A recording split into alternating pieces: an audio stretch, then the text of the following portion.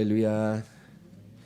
오늘 저는 넘어졌을지라도 떠나지 말라 이런 제목으로 은혜를 나누고자 합니다. 성경은 우리가 성경책을 너무나 사랑합니다. 이 성경은 여러분 과학책도 아니고 역사책도 아닙니다. 성경은 하나님에 관한 책입니다. 근데 우리가 성경을 첫 장을 열면 창세기 나오는데 여러분 창세기 1장과 2장이 참 중요해요. 창세기 1장과 2장은 우리가 살고 있는 이 시간과 공간이 어떻게 시작되었는지, 그리고 우리 눈에 보이는 이 물리적인 세계가 하나님 말씀으로 6일 동안 창조되었다는 것을 우리에게 말해줍니다. 여러분, 이것은 역사가가 기록할 수 있는 차원을 넘어선 겁니다. 또 과학자가 증명할 수 있는 게 아니에요. 이것은 하나님의 계시로만 우리가 깨달을 수 있는 것입니다. 이 세상은 우연한 빅뱅으로 말미암은 것도 아니고 또 어떤 수억 년 동안 진화의 산물도 아니라 하나님의 말씀으로 모든 것이 시작되었다. 그렇게 성경은 우리에게 말씀합니다. 여러분, 이것이 믿어지는 자가 복이 있는 자인 줄 믿습니다. 그래서 창세기 1장과 2장을 보면 인간은 하나님의 형상대로 지음을 받았다는 거예요. 절대로 원숭이에서 진화된 것이 아닙니다. 여러분, 동물과 인간은 차원이 틀린 존재입니다. 하나님의 형상으로 지음받았고 또 하나님께서 인간에게 땅을 유업으로 주셨습니다. 그래서 하나님께서 인간에게 생육하고 번성하고 땅에 충만하고 모든 것을 다스리라 그렇게 하나님이 축복해 주셨어요. 그렇게 존귀하게 지음을 받았지만 인간은 하나님의 목적을 벗어남으로 추락하게 되었다는 것입니다. 그래서 성경이 우리에게 말해주는 죄란 우리가 알고 있는 그 죄의 개념과 조금 달라요. 어떤 무슨 행동을 잘못했을 때 그것을 우리는 죄라고 생각하는데 이 죄의 본질은 하나님의 목적을 벗어난 상태를 말합니다. 어떤 잘못된 행위 이전에 하나님의 목적에서 우리가 벗어나 있으면 그것이 죄라는 거예요. 그래서 지금 내 인생이, 내 삶이 하나님이 원하는 방향으로 가지 않고 하나님이 목적하신 곳을 향해 가고 있지 않으면 그것이 바로 죄된 삶이고 죄된 인생이다 그겁니다. 그래서 우리가 정말로 하나님 앞에 그 부분에서 회개가 일어나야 돼요. 내 인생이 이제까지 정말 하나님이 목적하신 방향으로 오지 않았다면 그 인생에 대해서 하나님 앞에 통회하는 그런 마음이 우리에게 반드시 임해야 하는 것입니다. 그리고 돌이켜야 돼요. 이제 저의 남은 인생은 하나님의 원하시는 삶, 하나님이 목적하신 방향으로만 가겠습니다. 그렇게 우리가 고백할 때 그 회개가 일어난 거예요. 그렇게 우리가 고백하고 다짐하고 살아도 또 우리가 순간순간 넘어지고 실수하잖아요. 그때는 그런 죄만 또 가지고 회개하면 되는 거예요. 사람이 예수님이 그런 말씀했어요. 한번 목욕한 사람은 또 목욕할 필요는 없고 이제 발만 씻으면 된다는 거예요. 우리가 우리의 인생에 대해서 온전한 회개를 하고 거듭났으면 목욕을 한 거기 때문에 우리의 매일의 삶 속에 우리가 발만 씻고 우리의 잘못된 생각, 언어, 행동에 대해서 매일매일 회개하는 삶을 사는 것입니다.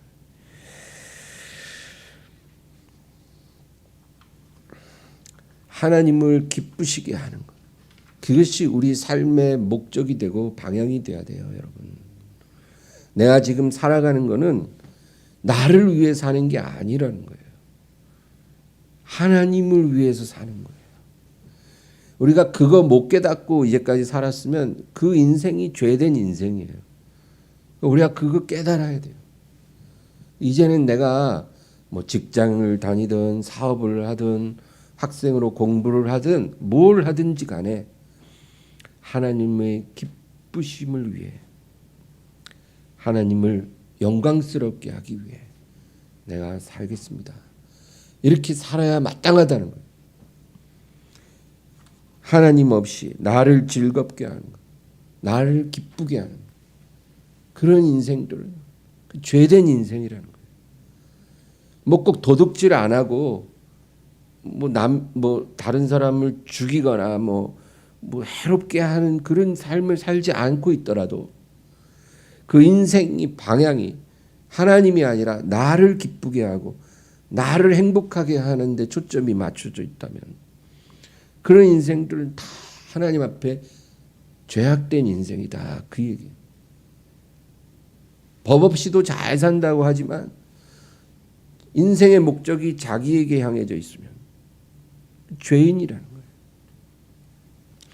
이 죄인들이 거듭나기 전에는 절대로 하나님 나라에 들어갈 수가 없다라고 우리 주님께서는 분명하게 말씀하셨어요. 그래서 창세기 1장과 2장은 제가 새해가 돼서 이제 성경책도 바꿨어요. 낡아진 옛 성경 버리고 또 새 성경. 가끔 여러분 성경책도 바꾸세요. 성경책을 새로 바꾸고 또 새로운 기분으로 성경을 읽으면 좋습니다. 그래서 저도 이제 엊그제부터 창세기를 다시 읽기 시작했는데 하나님 말씀 읽을수록 새롭고 은혜롭습니다. 근데 제가 창세기 1장과 2장을 읽으면서 정말 새롭게 느끼는 게 하나님이 처음에 창조하신 세계는 너무나 아름다운 세계였어요, 여러분. 지금 우리가 살고 바라보는 세계랑 달랐어요.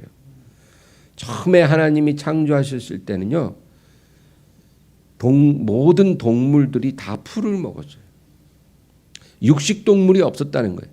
사자도 풀을 먹고 표범도 풀을 뜯어 먹었어요. 그러니까 약육강식의 이런 생태계가 아니었다라는 거예요. 모든 동물들이 평화롭게 풀을 뜯고 또 사람들도 야채와 과일을 먹고 살았습니다. 고기 먹지 않았다는 거예요. 그러니까 짐승을 잡을 일이 없는 거예요. 사람의 안전을 위해서든지 식량을 위해서든지 짐승을 죽여 피를 흘릴 일이 없는 그런 세계였다는 거예요. 추위도 더위도 없고 사나운 짐승이나 해로운 벌레도 없습니다. 그러므로 집이 필요 없고 옷도 필요 없었어요. 인간의 자연적인 면역력과 치유력은 최상의 상태였기 때문에 어떤 바이러스나 세균이 우리의 건강을 해칠 일도 없었어요. 왜? 면역력이 너무나 좋거든요. 뭐 상처가 좀 나도 금방 치유되고 그런 상태. 질병도 없고 노화도 없고 죽음도 없는 그런 세계를 하나님이 창조하셨다고 창세기 1장, 2장은 우리에게 말해주고 있습니다. 이 세상이 얼마나 아름다웠으면 성경에도 하나님이 지으신 그 모든 것을 보시니 하나님이 보시기에 심히 좋았더라. 하나님이 지으신 그 모든 것을 하나님이 보시고 심히 좋았더라. 이걸 요즘 말로 자뻑이라고 해요. 당신이 만든 걸 당신이 보시고 뿅 가는 거예요. 이렇게 아름다울 수가. 여러분 뭐 그런 경험 뭐 별로 없지 않아요, 우리는? 가끔 제가 집에서 김치볶음밥 만들어 먹으면서 뿅 갈 때가 있어요. 이렇게 맛있을 수가. 이렇게 맛있을 수가. 식당을 할 거예요. 교회를 하지 말고. 뭐 이런 생각이 들기도 하지만 여러분 하나님께서 만드신 세상을 보시고 스스로가 뿅 가신 거예요. 너무 좋았더라. 그래서 하나님께서 일곱째 날에 안식을 취하셨어요. 여러분, 사람이 마음이 편해야 안식하는 거잖아요. 그렇죠? 뭐 침대 좋다고 잘 자는 게 아니라 마음이 편안해야 잘 자잖아요. 하나님께서 일곱째 날에 안식하셨다. 그 말은 아주 충만한 만족감을 갖고 계셨다. 그 얘기. 자기가 만든 세계가 얼마나 마음에 들고 아름다운지 하나님이 보시고 만족감이 느껴지는 거예요. 그런데 창세기 3장을 읽으면 인간의 모든 불행이 어떻게 시작되었는지, 어떻게 인간의 삶에 저주, 가난, 질병, 슬픔, 고통 이런 것들이 들어오게 되고 또 인간이 죽음에 이르게 되었는지 우리에게 말해줍니다. 이 모든 고통의 원인인 죄는 어떤 것인지 창세기 3장은 아주 중요한 장이에요. 그리고 창세기 4장부터는 이제 그 죄로 인한 결과들이 나옵니다. 막 가인이 동생을 때려 죽이고 라멕이란 사람은 아내를 둘을 얻고 그렇죠? 그리고 어떤 소년이 나를 모욕해서 내가 그를 죽여버렸다고 막 자랑하고 이런 일들이 계속 기록되는 거예요. 그래서 12장에 가서는 이제 하나님의 구원 계획이 나오기 시작합니다. 그래서 성경은 참으로 귀한 책이에요. 오늘 우리는 창세기 3장을 살펴보려고 합니다. 창세기 3장 1절 우리 한번 다 같이 읽겠습니다. 그런데 뱀은 여호와 하나님이 지으신 들짐승 중에 가장 간교하니라. 뱀이 여자에게 물어 이르되 하나님이 참으로 너희에게 동산 모든 나무의 열매를 먹지 말라 하시더냐. 우리가 인간의 모든 불행의 시작을 알아보고자 할 때 뱀이란 존재를 알아야 합니다. 뱀. 여러분, 죄가 처음 들어올 때 그곳에 뱀이 있었어요. 여러분, 오늘 말씀에 보면 하나님이 지으신 들짐승 중에 뱀이 가장 간교하니라 그랬거든요. 이 마귀 혹은 사탄이라고도 합니다. 이 마귀 사탄은 원래 타락한 천사였습니다. 아름다운 천사가 타락했다는 거예요. 타락했다는 건 뭐냐면 자기 위치를 지키지 않고 이탈했다 그거예요. 여러분, 그게 타락이에요. 하나님의 영광을 위해 있어야 될 자리에 있어야 되는데 그 자리에 안 있고 이탈하는 거. 그게 타락이에요. 천사가 바로 그렇게 해서 타락했고 마귀가 된 거예요. 근데 자기 혼자 타락하는 게 아니라 많은 천사들을 선동해서 그 자리를 이탈했다고 합니다. 그 마귀는 지금 하나님의 자녀들에게 똑같은 일을 하려고 해요. 하나님 자녀가 있어야 될 곳에 있지 않도록 하는 것, 예배해야 할 곳에 있지 않게 하고, 하나님을 기도해야 될 자리에 있지 않게 하고, 하나님의 뜻을 행해야 될 자리에 있지 않게 하는 것, 그것이 바로 타락이에요.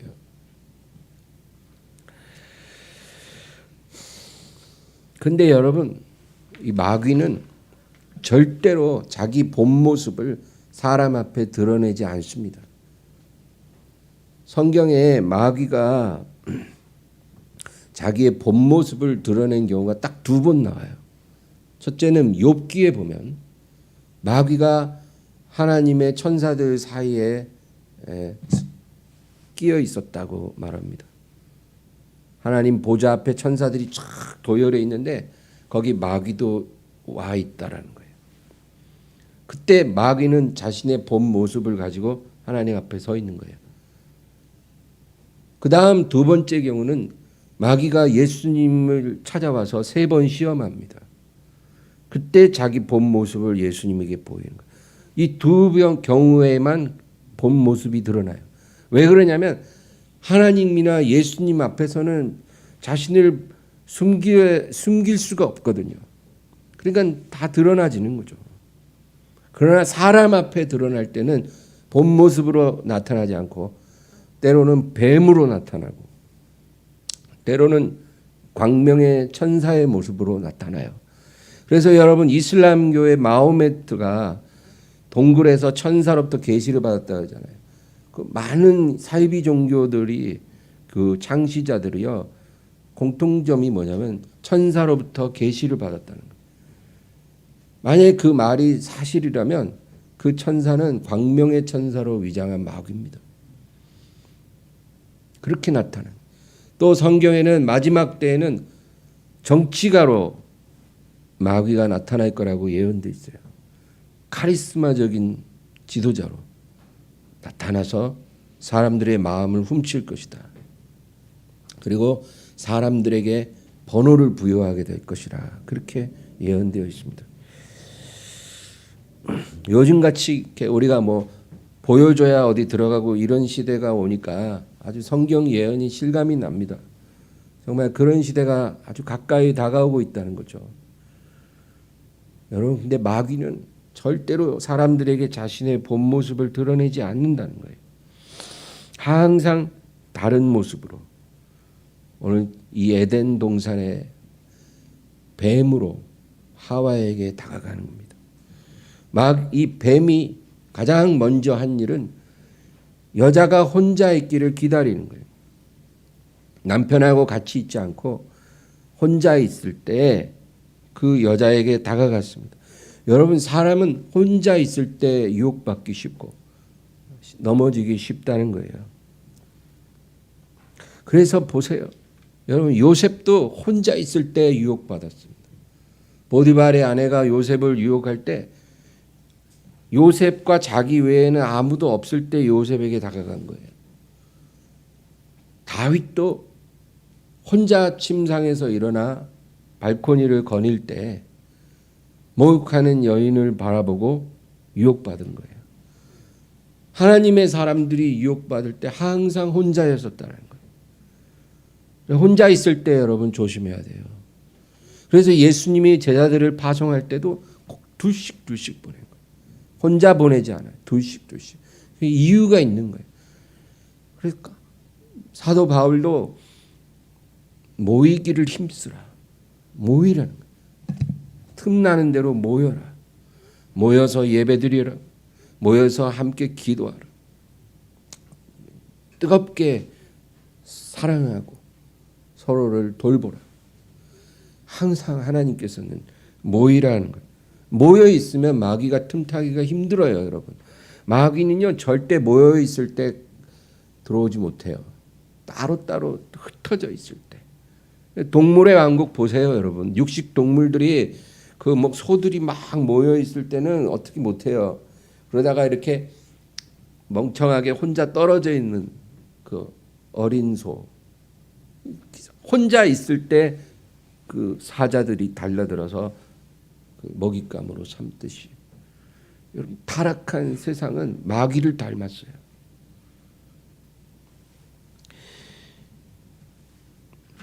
그래서 마귀는 우리에게도 지금 말합니다.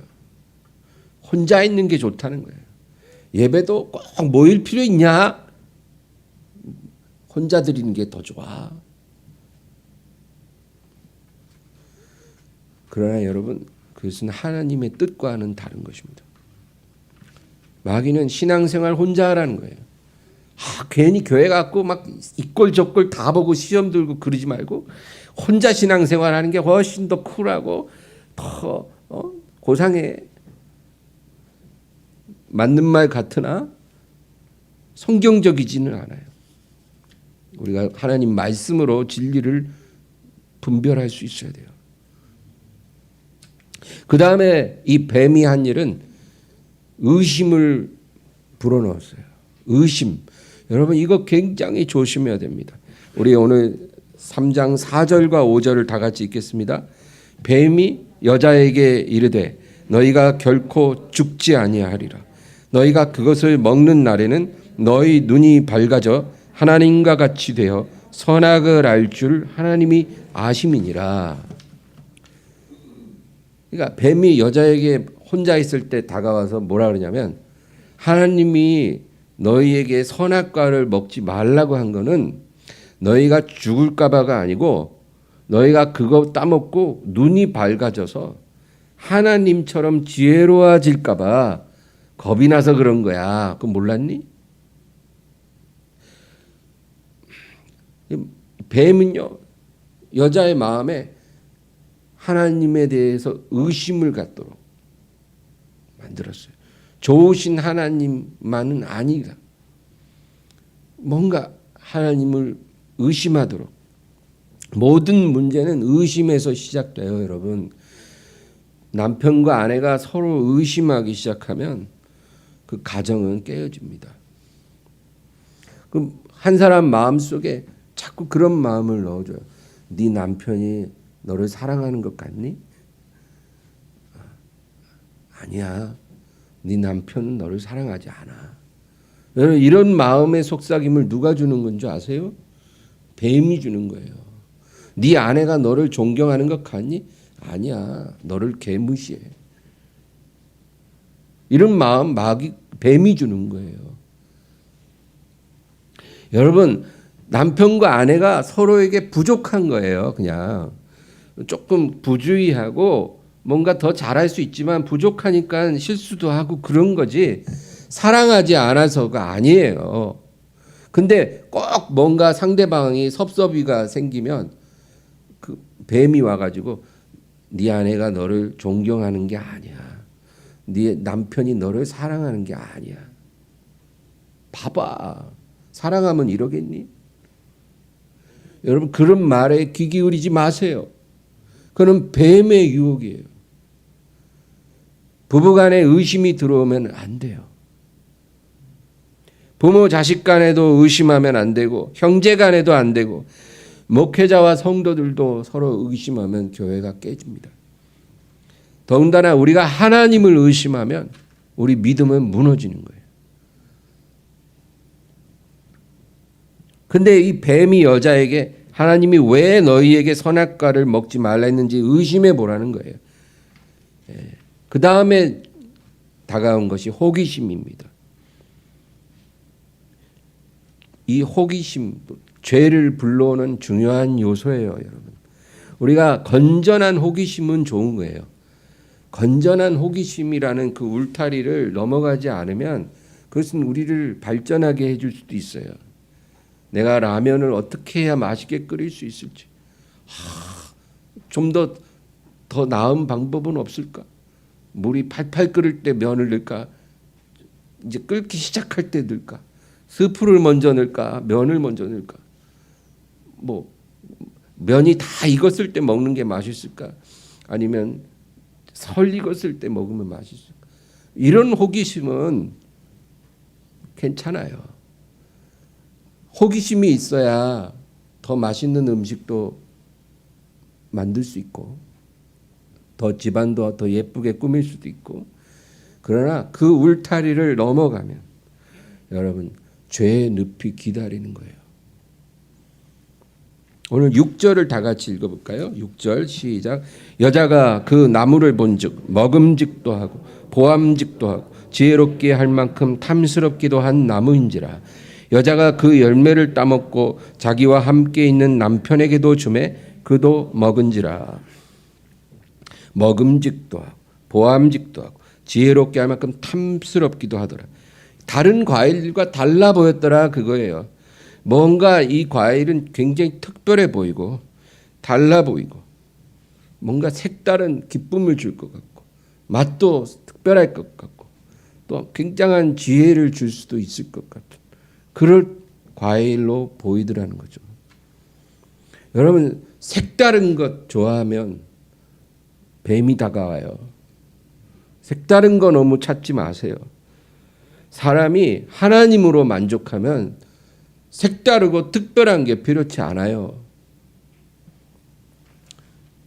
하나님이 특별하시기 때문이에요. 우리의 특별하신 분은 하나님 한 분이에요. 스페셜 원이에요. 하나님이 특별하면 그분을 모시고 사는 우리가 특별한 거거든요. 내가 특별한데 뭐 다른 게 더 필요해요. 내가 안 특별하니까 자꾸 특별한 거 찾아요, 사람들이. 하나님을 떠난 죄인들의 모습이에요. 내가 특별하면 그냥 옷도 적당하게 입고 살면 돼요. 뭐 그렇게 특별한 옷이 필요하고, 뭐 그렇게 특별한 신발이 필요하고, 특별한 차가 필요하고, 특별한 집이 필요하고, 그런 게 뭐 의미가 있겠어요. 그냥 적당히 입을 옷 입고, 적당히 내가 몸 눕힐 집 있고, 쓸 돈 있고, 먹을 음식 있으면 되는 거라는 거죠. 하나님 자녀는 그렇게 살아야 돼요. 샤넬 가방을 산다고 새벽 2시부터 줄 선답니다, 여러분. 먹고 입는 것에 너무 과도한 의미를 부여하는 것, 그 하나님이 결코 기뻐하지 않아요.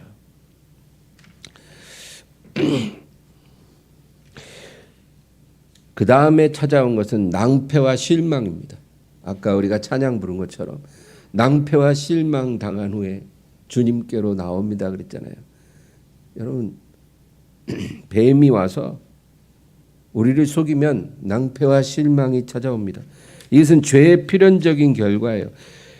하나님은 그를 믿는 자, 순종하는 자에게는 기쁨을 주시고 감사하게 하십니다. 정말 우리가 기대했던 것보다 더 놀라운 일을 우리에게 행하세요. 합력해서 선이 이루어지게 하신다는 거예요. 여러분, 그래서 우리가 하나님이 하라는 거 하고 하지 말라는 거 하고 하지 말고, 그리고 하나님이 이끄시는 대로 순종하는 게 참 중요해요. 하나님이 말씀하신 길로만 가면 처음에 내 눈에는 그 길이 굉장히 뭐 재미없어 보이고 매력 없어 보이고 내키지 않아 보여도, 그래도 하나님이 가라는 길로 가면 나중에는 굉장히 감사한다니까요. 내가 그래도 포기하지 않고 이 길로 갔기 때문에 너무나 잘했다. 그래, 여러분, 욥의 결말을 보세요. 욥이 그 고난 당하고 막 중내 산에 막 인생의 완전히 밑바닥까지 내려갔지만 결국 어떻게 돼요? 하나님이 욥을 다 회복시키고 이전보다 더 존귀하게 만들어 주셨잖아요. 이 욥의 결말이 하나님께 순종하는 자녀의 결말이에요. 하나님이 가라고 하는 방향대로만 가면 우리의 결말이 다 그렇게 된다는 거예요. 어려운 게 아니잖아요. 그러나 그 길로 가지 않으면 낭패와 실망을 당한다는 거예요. 마귀는 우리가 원하는 대로 하라고 말합니다. 하나님 말씀이 아니라 네 마음이 향하는 곳, 네 본능이 소리치는 곳을 향해 가라. 그렇게 말해요. 근데 그 길로 가면 굉장히 색다른 재미가 있을 것 같고 하나님이 주시는 기쁨보다 더 큰 기쁨이 기다릴 것 같죠? 그런데 그게 아니라 낭패와 실망이 있다. 5절에 보면 너희가 그것을 먹는 날에는 너희 눈이 밝아져 하나님과 같이 되어 선악을 알 줄 하나님이 아십니다. 그렇지, 마귀가 그렇게 유혹한, 야, 하나님이 먹지 말라는 저거 따먹어봐. 너 눈이 밝아질 거고 하나님처럼 될 거야. 굉장히 색다른 즐거움이 있을 거다라는 거예요. 하나님이 네가 그렇게 즐겁게 살까 봐 그거 하지 말라는 거야. 한번 해봐. 뱀의 말은 처음에는 맞아요. 그러나 나중은 틀려요. 눈이 밝아진 거는 맞았어요. 진짜 그 과일 먹고 눈은 밝아졌어요. 근데 하나님처럼 된 게 아니라 자기 벗은 몸을 보고 수치심을 느꼈다는 거예요. 눈이 밝아졌으면 하나님처럼 돼야 되는데 그게 아니라 자기 자신을 바라보고 수치심을 느꼈어요.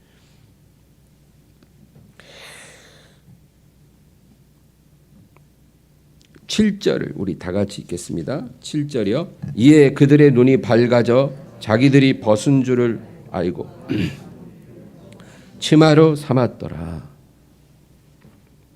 하나님처럼 될 줄 알았는데 그게 아니라 더 자유롭지 않고 더 평안하지 않고 더 행복하지 않아요.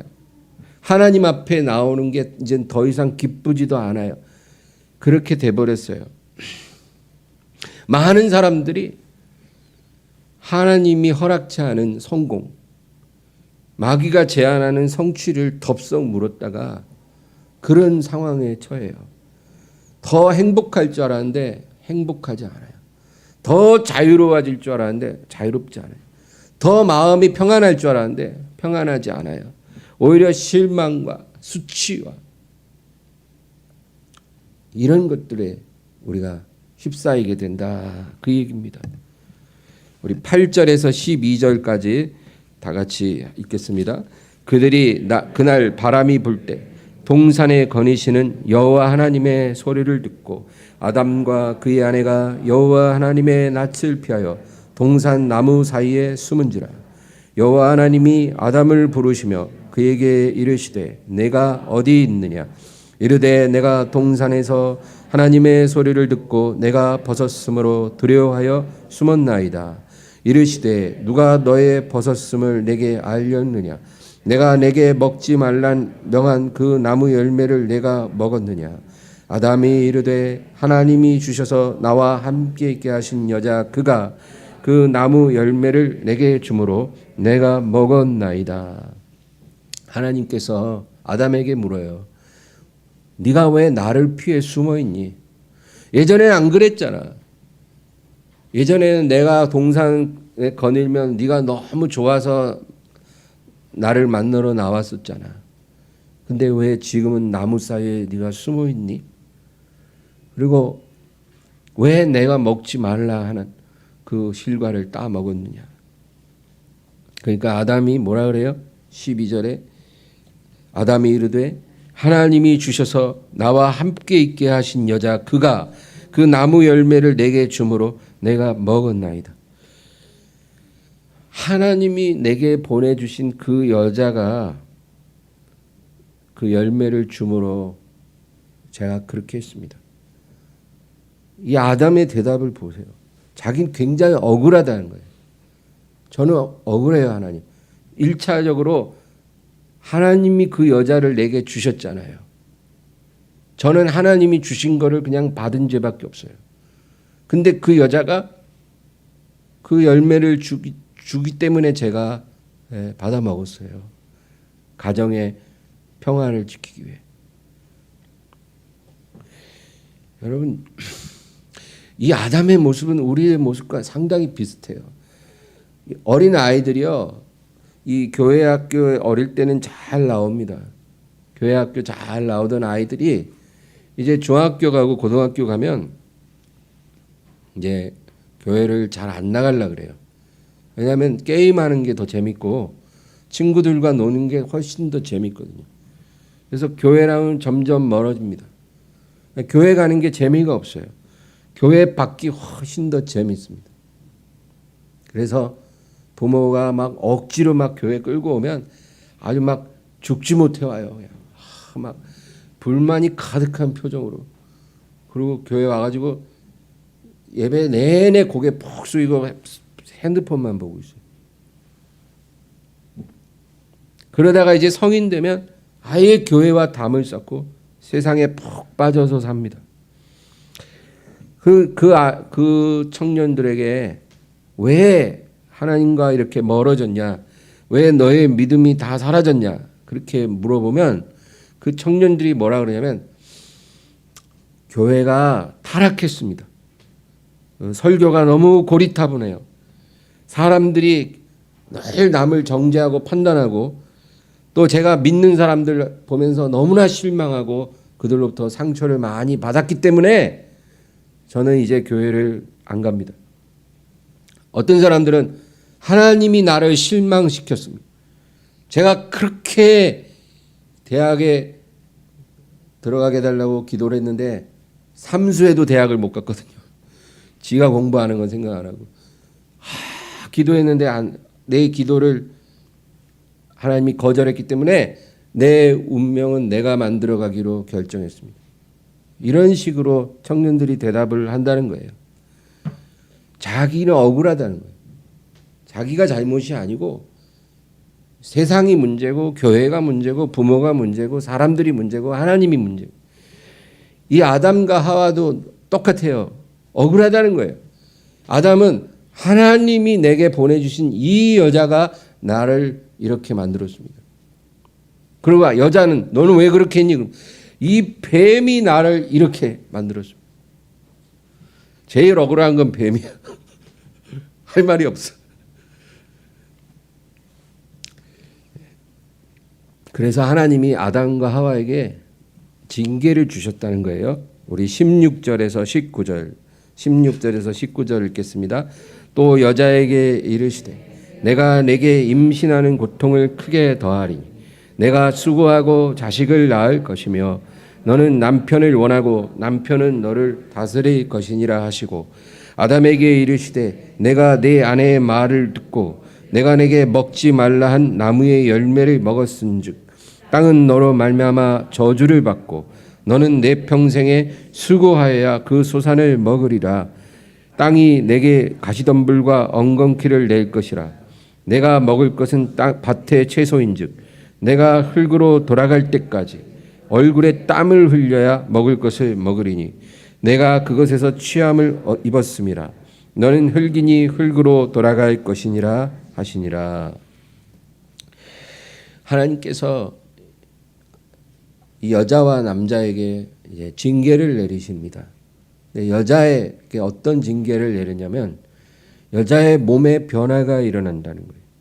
내가 너에게 임신하는 고통을 크게 더하리라. 원래 그런 고통이 없었는데 이 고통을 내가 크게 더하리니.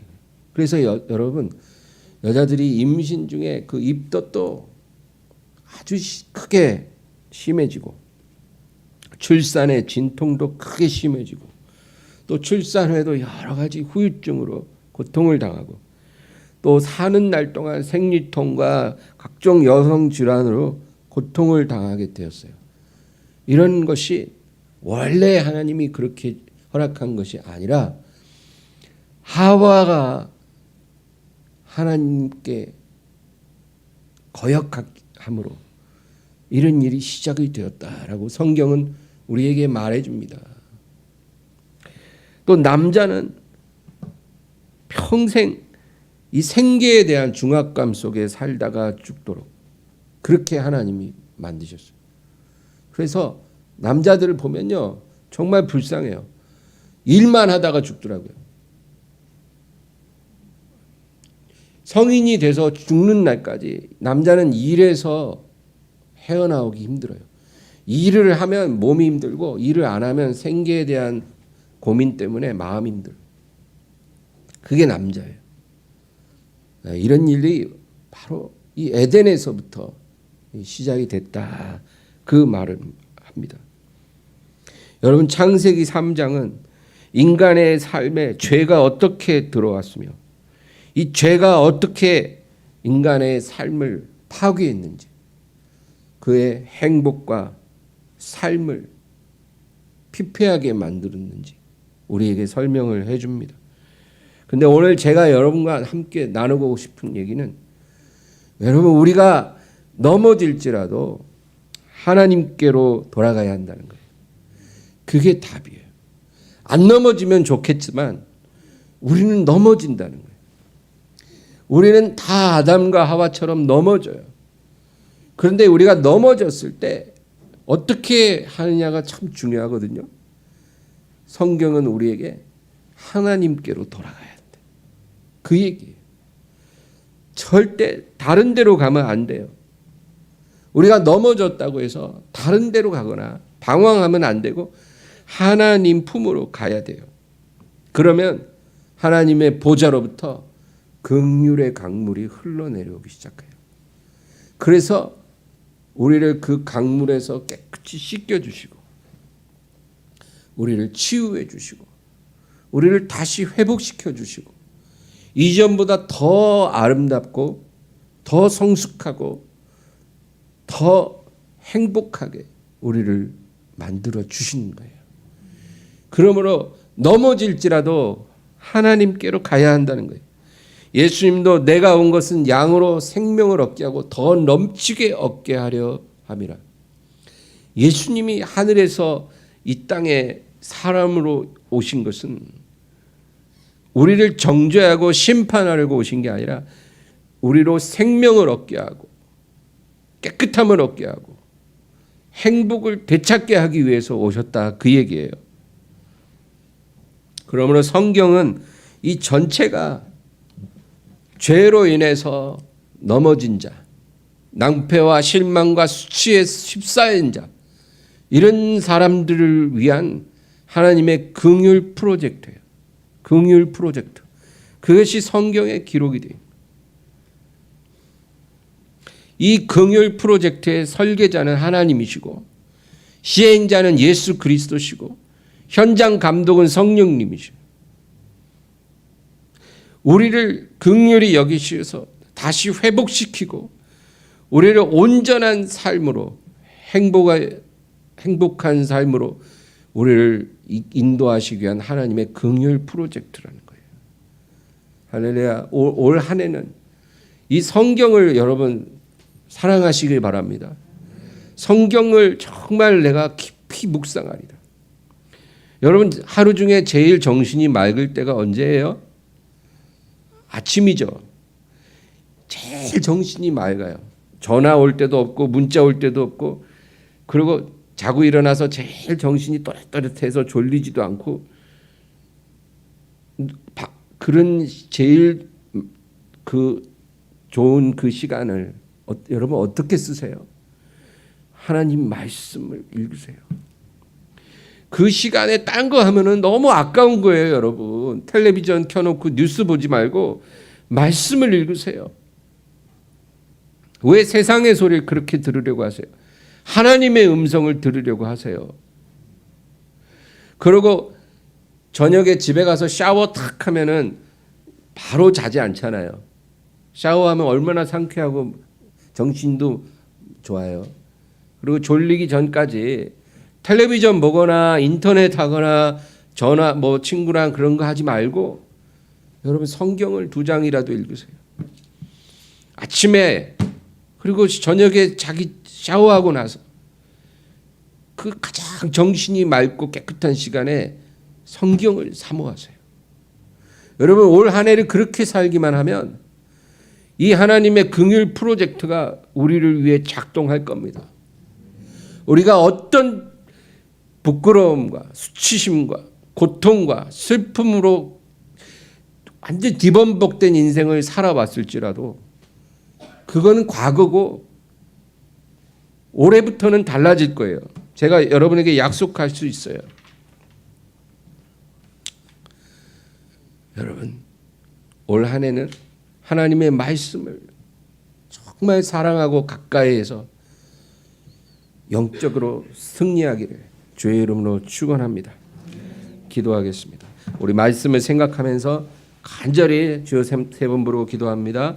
주여 주여 주여.